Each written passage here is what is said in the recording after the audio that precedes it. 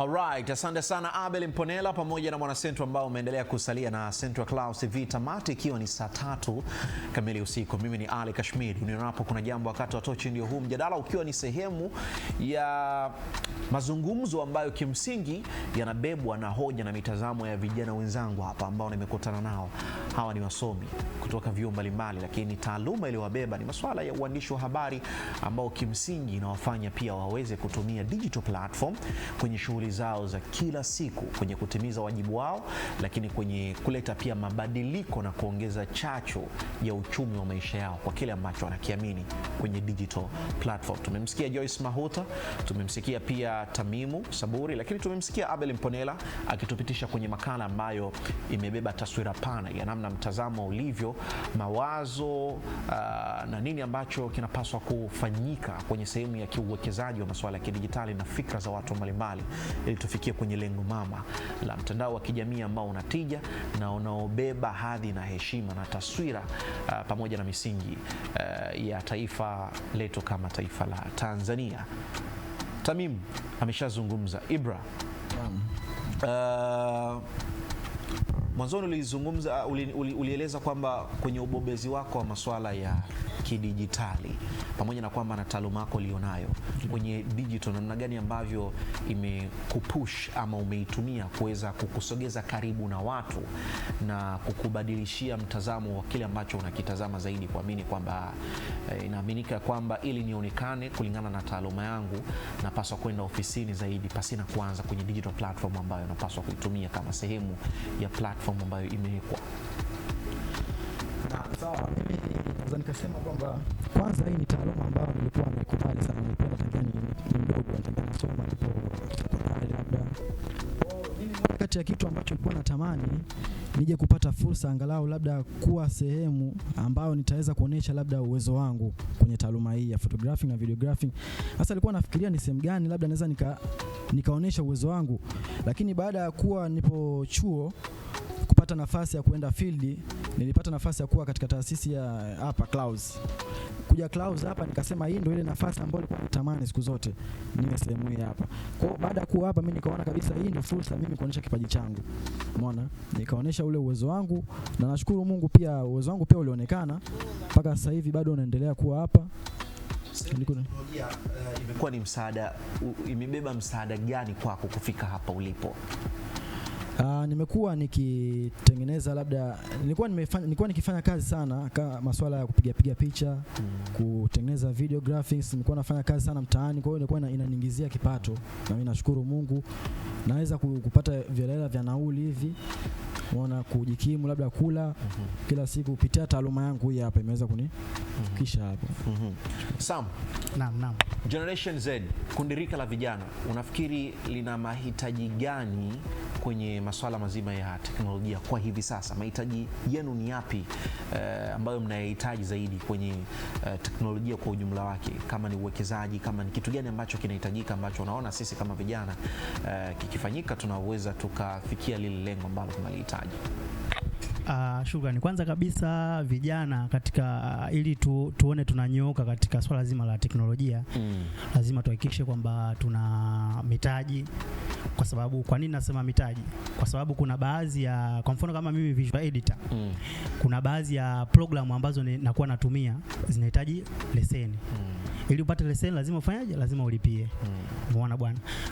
Pia kuna baadhi ya crack ambazo nataka labda nitumie, zile siwezi kuzipata mpaka nifanyaje? Mpaka niwe na pesa. Kwa kitu cha kwanza kabisa inabidi tupate pesa, lakini kitu kingine ambacho tunatakiwa tukipate ni elimu juu ya kile ambacho tunataka tufanyaje? Tukifanye. Umeona? Kwa sababu mimi najua nisingeweza kujua kwamba hii ni application fulani inafanya kitu fulani bila kuwa na knowledge. So inabidi pia tuwe na elimu. Umezungumzia swala la elimu. elimu ambayo inapatikana yenyewe ndani ya digital platform ambazo zipo kwa ajili ya kuongezea uwezo wa maarifa ya mtu, ama ni elimu ambayo inapatikana nje ya hapo? Elimu pia, uzuri wa sasa hivi hizo teknolojia pia zimerahisisha. Unaweza kupata elimu ndani ya mitandao, lakini pia unaweza ukaingia darasani, umeona. Kwa hiyo ni wewe cha kuamua sasa katika elimu kipi rahisi kwako. Ila teknolojia imeturahisishia, unaweza ukapata elimu popote. Cecilia, mwanahabari, mtangazaji. Ndio.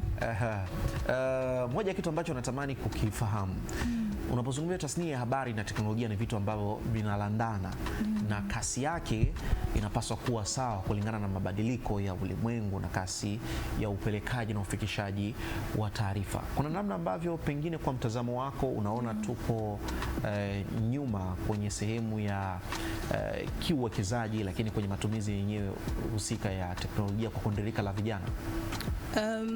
Kwenye uwekezaji kwa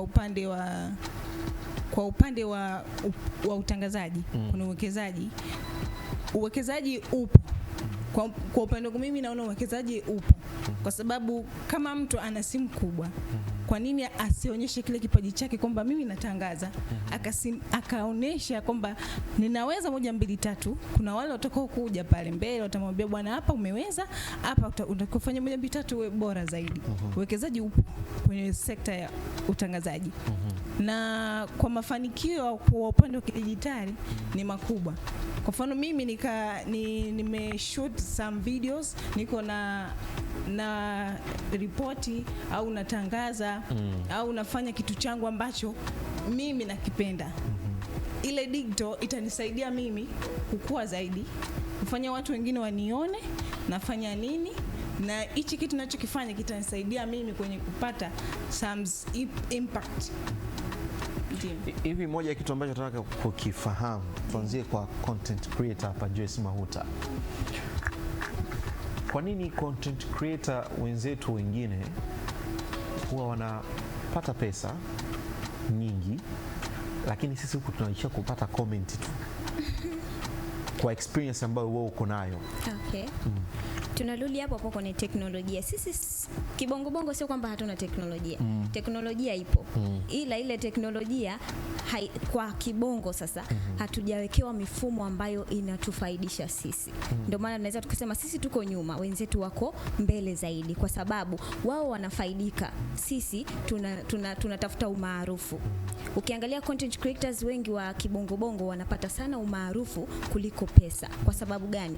Zile platforms zimetengenezwa na watu wa mbele ambao wenyewe wanapata faida zaidi kuliko sisi. Sisi mifumo haijaturuhusu sisi kupata pesa. Tunapata views, wenzetu wanapata nini? Invoice, wanapata pesa, wanapata nini? Ukiangalia labda kwa sasa hivi ni YouTube, lakini hata ukiwauliza wanaofaidika na YouTube ni kwa kiasi kidogo sana, kwa sababu makato yanakuwa mengi zaidi.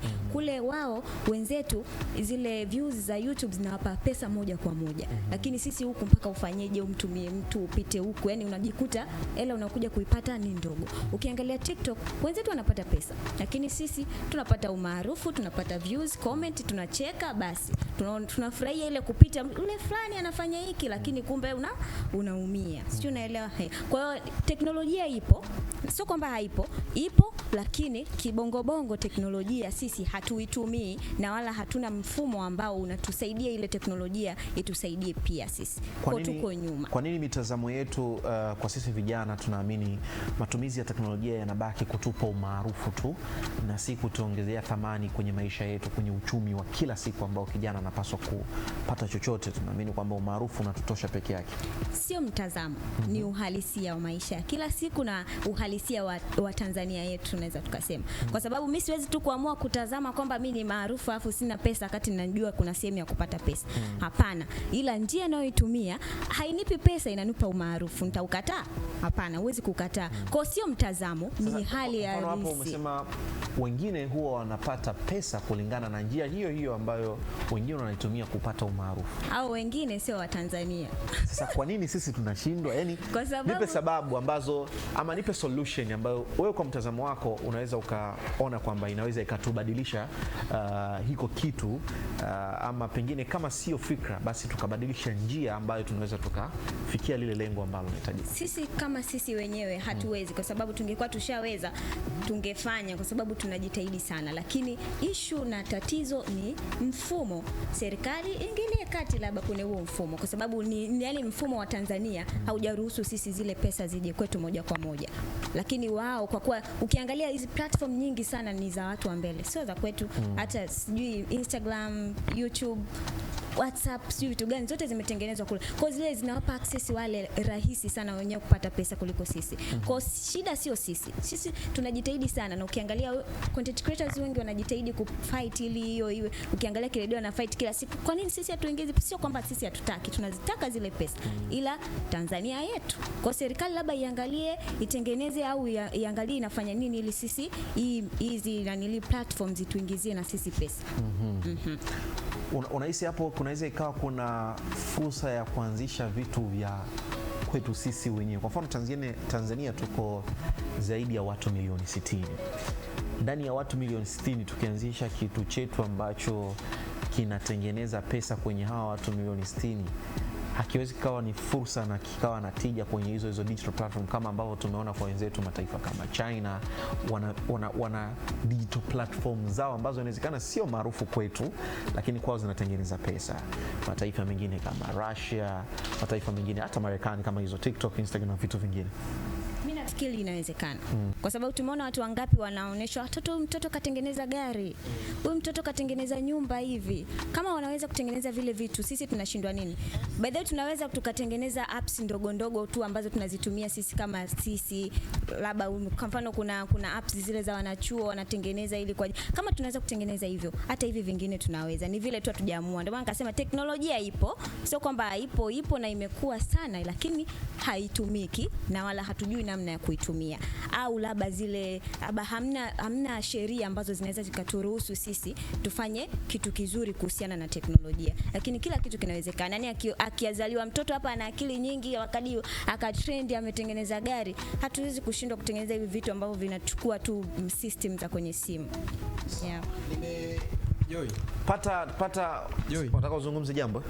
Haya, wakati unataka kuzungumza jambo Bwana Saburi, nilikuwa najaribu Juskati pia nimekuwa shuhuda wa uzinduzi wa jukwaa ambalo huwa linachukua michango ya vijana, hususan kwenye nini kifanyike, nini kiwekezwe. Unajua tuna wizara mpya, wizara ya vijana, ambayo kimsingi huwa ndio inakuja sasa kuendelea kuchukua mawazo na yale ambayo yanapaswa kufanyika kwa vijana. Kuna platform inaitwa Vijana Platform ambayo kimsingi ndani yake huwa kuna mawazo. Chochote ambacho unakihisi unakifikiria hakijafanyika ama kimefanyika kinapaswa kuboreshwa, unapaswa kukiweka humo ili kiboreshwe kwa mtindo gani, kwa wajibu wa sehemu ya serikali, lakini hata sehemu ya taasisi binafsi pamoja na Watanzania wenyewe husika. Ulikuwa unaongea jambo Tamimi hapo, umesema serikali inabidi ianzishe, kwa mfano umesema app tutumie sisi wa Tanzania kupata hizo hela, si ndio? Nimesema kaka alisema hapo kwamba inabidi tuanze content creator. Nimesema kwamba inawezekana ikawa ni fursa kwa sisi vijana wa Kitanzania kuanzisha digital platform zetu kwa wingi na idadi ya watu ambao wanaweza kupata pesa, kwa sababu tumeshuhudia kuna watu wanafungua page ama application za udaku, sio unapata pesa. Ndio. Maisha si yanaenda. Ndio. Shida ni muendelezo. Wengi sasa tuna muendelezo. Mtu anakuta anaanza, wanafanya miezi 2, miezi 3 anaacha. Wewe unafikiri kwa nini vijana hawana muendelezo wa vitu wanavyovianzisha? Consistency imekuwa ndogo. Kwa nini? Mtaji. Kwa sababu mtu anakuta kama hivi ananisha app yake ya udaku, ana post, baadaye anakuja kumkata hela, bando, network yana. Vitu hawezi kuposti kwa wakati. Sababu wewe unaamini ni mtaji ndio changamoto. Unajua mtaji wa kwanza muda. Huyo mtu ambaye anataka kufanya hicho kitu amejitoa yani muda wake yeye kuutoa, kwamba bwana muda wangu mimi sasa huu nimeamua kuutoa nifanye hichi kitu nikiamini kinafanyaje, end of the day kitanipa nini, matokeo. Kwa hiyo ukishakuwa na mtaji wa kwanza muda, mtaji wa pili ndio hiyo fedha. Lakini mwingine anatamani kufanya, muda anao, lakini sasa Sasa anataka kufanya labda content, yeye anakaa let's say Bunju, anataka kufanya content Mbagala. Anafikaje Mbagala hali ya kuwa bado hizo content anazofanya hazijamlipa? Umeona? Kwa hiyo ndugu yangu hapa alivyosema mtaji ni sahihi. Kwamba mtu mimi naweza nikawa napenda sana kufanya, nina page yangu ya udaku, Mbagala kuna udaku kule. Sasa nafikaje Mbagala ili nikapate ule udaku? Unakuta sasa udaku kule sijaupata. Nasubiri tu sasa nipate udaku, labda nitapata Tegeta pale karibu, labda ni nauli ni jelo, ni pale nitafika. Umeona? Kwa hiyo sasa huyo mtu hawezi kuwa na consistency, kwa ndio maana unakuta anaweza akakaa siku ngapi unaona hajaposti, unaikaishiwa. Lakini hicho kitu pia cha mtaji pia kinaweza kikawa kinachangia. Cecilia, kuna mtazamo wa vijana wengi kuamini kwamba ukiwa na internet unaweza ukapata mafanikio na ukawa bilionea pasina kitu kingine chochote nje ya hapo, na huo umekuwa ni mtazamo kwa baadhi ya ma-influencer kuwaaminisha hivyo watu, ama kuwaaminisha hivyo vijana na vijana kuamini. Kuna video moja, huo utakuwa ni mjadala mwingine, kesho tutapata nafasi ya kuicheza, ya James Tupatupa akizungumzia namna ambavyo baadhi ya watu wenye ushawishi kuwadanganya ama kutowaeleza uhalisia wa maisha ya mitandao ya kijamii na vijana kuyafuata hayo maisha, kuamini ya kwamba hata nisipokuwa na elimu nikijichetua fulani naweza nikapata endorsement na maisha mengine yakaendelea.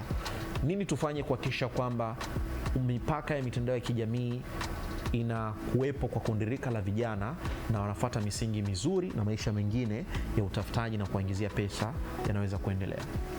Kitu ambacho tunaweza tukakifanya kuhakikisha kwamba mipaka ya mitandao ya kijamii inakuwepo. Cha kwanza mtu ambaye anataka kurusha maudhui au kufanya hiyo content, lazima cha kwanza awe anajua nataka nini nataka nifanye, na hicho kitu unachotaka kukifanya una idea nacho, unakijua, na nini unataka uhabarishe umma. Kwa hiyo hapo utafanya kitu ambacho wewe unakijua na kwa mipaka sahihi na husika, na sio tu paka uwe na internet ndio unaweza kufanikiwa na kutoboa. Tuna radio, kabla ya internet kuna radio, kuna simu ndogo, zote hizo zilikuwa, lakini na watu walikuwa wanafanya, wanasikilizwa. TV zipo, watu wanafanya, wanasikilizwa. Ni njia gani wewe ambao unaitumia katika kukufikisha pale kwenye mafanikio?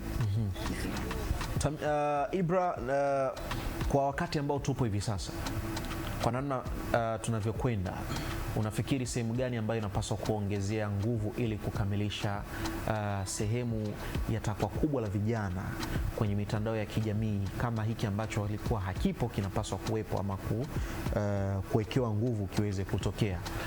Kwa mfano, moja ya kitu ambacho nimekishuhudia hivi karibuni ni mjadala huu wa masuala ya content creator, kutambulika kwenye masuala ya kikodi, kwenye masuala ya kuonekana kwamba wao wanafanya kazi ambayo inatambulika officially, ni kazi ambayo inatambulika kama mtu ambaye anaingia ofisini ama kama mimi ambavyo nimekaa hapa.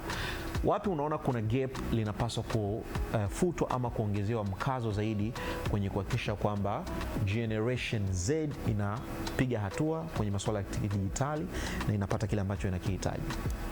Mimi kwanza kabisa naweza nikasema mfumo labda wa mtaala wa elimu, kwa sababu kwa kipindi labda za Kiafrika mtaala wetu wa kielimu ni kama vile yani unatufanya sisi tuwe dominant sana.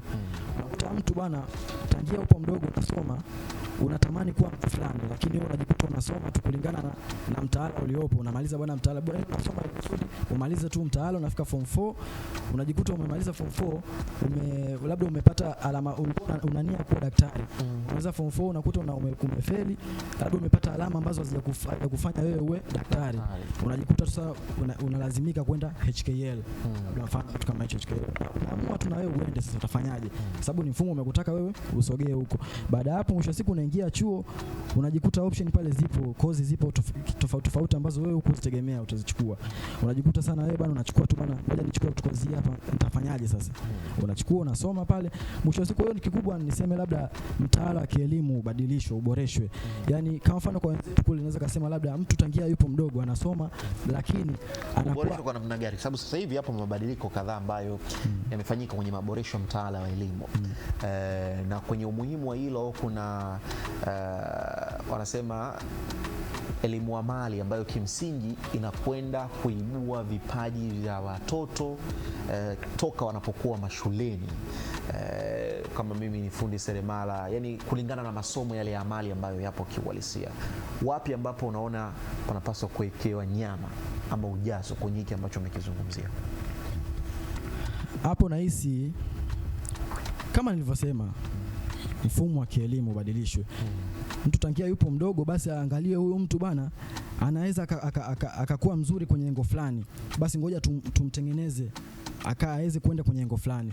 Lakini mtu akija kubadilika, mtu anakuja baadaye mfumo wa kielimu anasoma kitu fulani, lakini ni kitu ambacho hajakizoea. Unakuta hata kwenye mfumo wa ukisema anafanya ile kitu ambacho anakipenda akifanya kwa 100%, yani Wanasema samaki mkunje angali mbichi. Kwa hiyo watufunze, tuzidi kutengeneza angali bado vijana. Ulichokisomea ulikuwa unakipenda ama ilikuwa ni by the way? Mimi nilikuwa nakipenda. Wewe ukiniangalia unaniona sifiti kabisa kwenye hicho nilichosoma.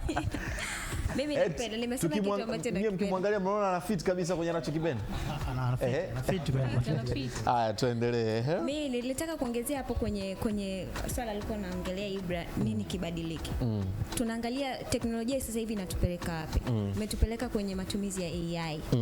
Sisi wenzetu tunakwama wapi? Kwa nini tuko nyuma? Kwa sababu wenzetu AI wanaitumia kwenye masuala yao, inawasaidia.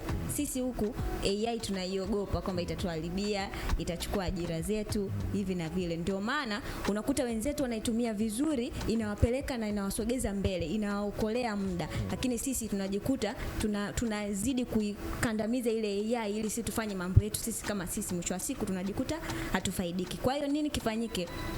Kwenye masuala ya elimu wenzetu wanajifunza hii AI, wanaisoma, wanajua itumike vipi na ni kitu gani inawasaidia. Lakini sisi ukiangalia imekuja tu juzi, lakini sio kwamba haikuwepo, ilikuwepo. Imekuja juzi na hamna mtu ambaye anaweza akasema kwamba hapa tumesoma hapa nini. Kwenye ianzia hata mashuleni au labda kwenye vyuo, watu wajifunze kuhusiana na AI, wajifunze uzuri wake, sio ubaya wake, kwamba bwana huko mbele AI itakuwa ndo inakaa hapa. Hamna, AI itakuja ikae hapa ianze kutangaza. Hapana, tuitumie na kujifunza kwa uzuri. Yani tusiione kama ni adui, tuione ni msaidizi, ili hata mitaala ikibadilika basi iwe ni kitu ambacho baadaye itakuwa na manufaa. Kwa sababu tunavyoiogopa na kuikandamiza, hatuna namna ya kuiondoa. Mwisho wa siku tutakuja huko mbele wanasemaga unakumbuka shuka kumekucha. Kabisa. Yeah. Asante sana Joyce. Mara mwisho Ibra kutumia akili mnemba ni lini?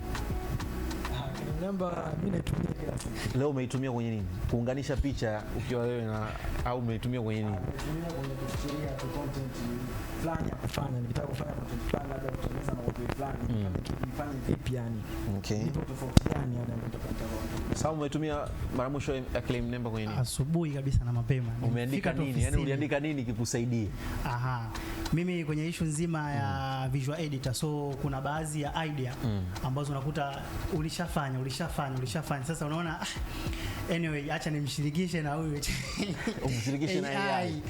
Anipe muonekano mpya. So ukimshirikisha naye ana baya. Anakuletea ya mzigo huu. Je, hujapendeza nao nikuongeze zaidi? Basi sawa, hiyo ni sehemu tu ya baadhi ya mtazamo wa kundi la vijana wenzangu ambao kimsingi wameutoa kulingana na matumizi ya digital platform kwa sehemu ya kile ambacho wamekibeba kama taaluma waliokaa nayo darasani, lakini mwisho wa siku kuongezea thamani ya teknolojia na masuala ya digital platform kwa ujumla wake, ili maisha mengine yaweze kuendelea kila siku. Umekuwa ni wakati mzuri sana na hii haishi mpaka ishe.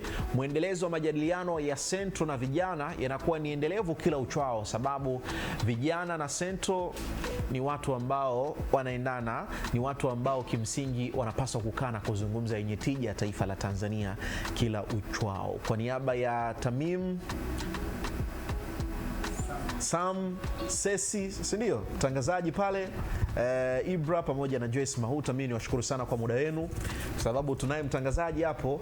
Mimi nimpe linki ya kufunga kipindi amalize kabisa na show, na uwashukuru bwana. Nyuma kamera pale kuna Ochu, kuna Mponela, kuna Abel na wote kama ambavyo siku zote kwenye Central huwa tunafanya. Mimi ni Ali Kashmiri, uninapo kuna jambo na kama utafika utaniona. Nipo na mtangazaji mwenzangu pale. Uko na Cecilia, na tunamaliza kama ifuatavyo, kwa sababu kama tulivyolianzisha gurudumu na ndivyo tunavyolifunga. Endelea kustay hapo hapo, kwa sababu kuna burudani kali na kesho pia ni siku. Viva vijana, viva.